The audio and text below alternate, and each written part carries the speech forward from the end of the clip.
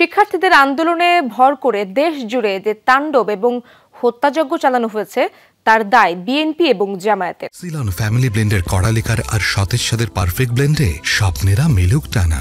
এই দায় থেকে বাঁচতে বিএনপি এখন আন্তর্জাতিক তদন্ত দাবি করছে বলে মন্তব্য করেছেন আওয়ামী লীগ সাধারণ সম্পাদক ওবায়দুল কাদের।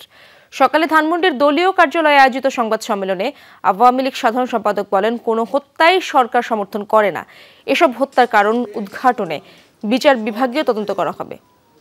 কাদের আরো বলেন, ৭১-এ যেভাবে হত্যাযজ্ঞ চালানো হয়েছিল একই কায়দায় সারা দেশ থেকে রাজধানীতে সুইসাইড স্কোয়াড ঢুকিয়ে নজিরবিহীন ধ্বংসলীলা এবং লুটপাট চালানো হয়েছে।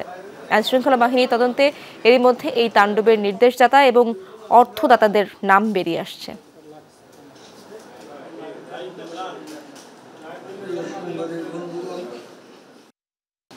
আইনশৃঙ্খলা বাহিনী তদন্তে যখন স্পষ্ট উঠেছে বিএনপি জামাতের ষড়যন্ত্র, নৈরাজ্য, নাশকতার তথ্য পাওয়া যাচ্ছে, তাদের সন্ত্রাসী চরিত্র উন্মোচিত হওয়া, সেটা থেকে দায় মুক্তির জন্য তারা বিদেশিদের হস্তক্ষেপ দাবি করে।